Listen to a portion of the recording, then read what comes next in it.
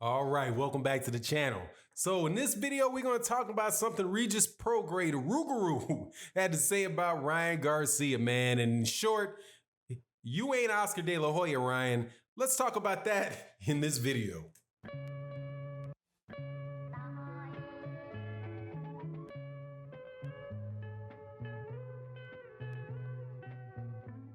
All right, welcome back to the channel. So we got a lot of really good stuff going on in the lightweight division now. And actually, I think the lightweight division, that's the 135-pound division in boxing, is in a bit of a, it's creeping up on a golden era over there, man. There's a lot of very, very good fighters. You got Vasily Lomachenko, you have Teofimo Lopez, Devin Haney, Ryan Garcia, you got Gervonta Tank Davis, who just had his last fight at 135 pounds, even though he's moving back down to 130 pounds to fight Leo Santa Cruz, right? A lot of really good fighters there. You even have guys like Richard Comey, who despite his shock loss, well, not a shocking loss. I thought he was going to lose, but the way he lost was a bit shocking to Teofimo Lopez. They can still in there, can throw some hands, right?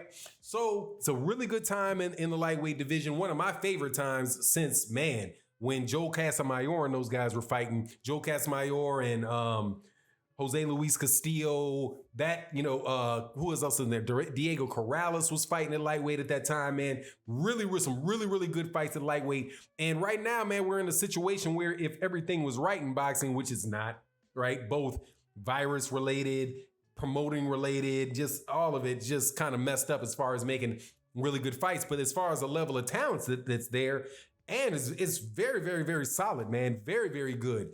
And so Ryan Garcia is one of these guys that is making noise and really talking about, doing things and calling people out and all that. And so Regis Prograis, who is the former WBA 140-pound champion, who I think got jobbed against Josh Taylor. Not jobbed in that, he should have won the fight, but I thought that fight should have been a draw because that 12th round, Regis Prograis won, but he's fighting on the road, and despite what some people would say, shadiness does happen in boxing, okay? And there really is a home court advantage. I think the only reason that Regis Prograis is not still the 140-pound WBA champion is because that fight was over there in the fight was over there in the UK, it was over there in the UK and it wasn't in the United States. Because if it's in the United States, he doesn't have to be fighting on, in front of a crowd that is there rooting and cheering for Josh Taylor. That fight might have evened out, and I wouldn't have been surprised if Josh Taylor could have got the decision in that. But it was a very good fight. I'm looking forward to see what Regis Prograis, I think I said Josh Taylor got the decision. Regis Prograis would have got the decision in the U.S. if it wasn't for all of that stuff. Or it could have been what I thought it should have been, which is a draw. And there ain't no shame in a draw. But anyway, Regis Prograis gave an interview, really good interview, and he was talking about the lightweight division, right? Saying who he thought was the top guy in the lightweight division and some other issues where he's asking about boxing. He was asked about Ryan Garcia, and he really tried his absolute best to be diplomatic about it, but Rougarou, you could not quite make it. You couldn't quite do it because he was like, man, I know what he wanted to say. I went to college in New Orleans, and I know dudes in New Orleans. I know what he wanted to say, man. I know what he wanted to say, but he didn't say it. What he did say was, he said, well, if they're talking about, as far as the lightweight division, he talked about who he thought was the top lightweights. He said, man, without a doubt, you got to give the top lightweights to Vasily Lomachenko. But then, hey, man, you also got Teofimo Lopez, right? You got Teofimo Lopez, you got Devin Haney. And then it was at that point that the lady asked about, well, what about Ryan Garcia? And Regis looked up like,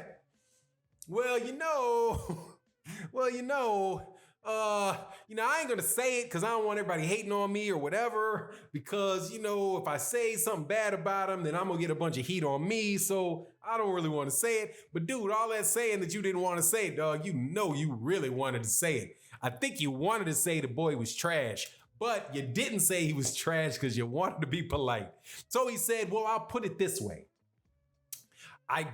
If what they think that they're doing with Ryan Garcia is making another Oscar De La Hoya, then they can forget about that. That is Ryan Garcia is no Oscar De La Hoya, and now then he goes into how all the outside stuff about Oscar De La Hoya, because we know I'm not going to go through all of the out of the ring type of stuff that goes on with Oscar De La Hoya. There's been a lot of it, right? There's been the fishnets. There's been there's been some legal issues that not a lot of people talk about, right? So outside the ring, other than having what I do believe is was a very good promotional outfit, Oscar De La Hoya, has suffered a little bit, definitely reputation-wise, since he left the boxing ring. But what he was in the boxing ring was nothing short of a beast, man. Nothing short of it. That dude could fight. That's a top-notch fighter. And in fact, if you put Oscar De La Hoya right now in the prime Oscar De La Hoya in the welterweight division right now, he has a legitimate chance of beating everybody that's in the welterweight division right now. If Oscar De La Hoya was in his prime. I wouldn't say that that Errol Spence Jr. is just going to run through Oscar De La Hoya, right? Tito Trinidad didn't just run through him. You know what I mean? Now, he might very well be able to beat him, but dude, he's going to be tough. Oscar De La Hoya is going to be a hard go on anybody. He's going to be a hard go on Sean Porter. He's going to be a hard go for Errol Spence, hard for Ugas, hard for Garcia. He beats Danny Garcia. Like, ain't no doubt in my mind that he's going to beat out Danny Garcia. And quite honestly, there's not much doubt in my mind that he beat Sean Porter. That's how highly I think highly of Sean Porter. Oscar De La Hoya was the truth in the ring. He would fight anybody. He could box from the outside. He could slug. He could crack, right? He had very, very good footwork. So he could fight inside. He could move on the outside. Just a very, very, very talented fighter who's just an ultimate dweeb outside the ring. Ryan Garcia, on the other hand, and I've said this a bunch of times, Regis Prograis is alluding to this, does not have the weapons at his disposal that Oscar De La Hoya does. He doesn't move like Oscar De La Hoya does. He doesn't. His hands might be as fast. I don't know if his power is going to carry all the way up to 100, be able to crack people out at 147 pounds like Oscar De La Hoya did. And Oscar De La Hoya is just an all-around better fighter, man. He's an Olympic gold medalist, man. So, the dude can fight just a totally different level from, in my opinion, from at least from what we've seen out of Ryan Garcia to date. Now, where does that put Ryan Garcia in the discussion of the lightweights right now? For me, because I sat down and I wrote it down on a piece of paper. I got my piece of paper right here. I was like, man, let me go through and see, where does Ryan Garcia actually rank for me with the other lightweights that are there? And not saying I'm talking about like right now, where is he in the lightweight division? I have Ryan Garcia at number 6 in the lightweight division, behind Vasily Lomachenko, Teofimo Lopez, Devin Haney, Gervonta Davis, and Richard Comey. Now, I would give him an advantage over Jorge Linares, because I think I'm maybe better than Jorge Linares, but he would have to fight put it this way, he would have to beat Jorge Linares, in my opinion, to jump over Richard Comey in the list of the lightweights the way that I rank them. So if this was an Oscar De La Hoya level type of guy, dude, he would be at the top of the lightweight division, if not like right below. He would be where Teofimo Lopez is, in my opinion, even with Vasily Lomachenko there, right? I would put him up there if he was a lightweight at this point. But I know that, if he was the same talent level as an Oscar De La Hoya, it's just Ryan Garcia. I think is going to be he's going to be a good fighter. But I think that with Ryan Garcia, this might be the first time that I ever advocate for a paper career. Like, you know what I mean? Like, for one, like maybe like an Acelino Freitas. Like, that's when I think of Ryan Garcia, I think of a guy that at his best is he's not going to be an Oscar De La Hoya, but he may be an Acelino Freitas. And if you're not familiar with Acelino Freitas, he was a guy that fought between the weights of 130 and 135 pounds, but he was right there in the same group of people as Joel Casamayor,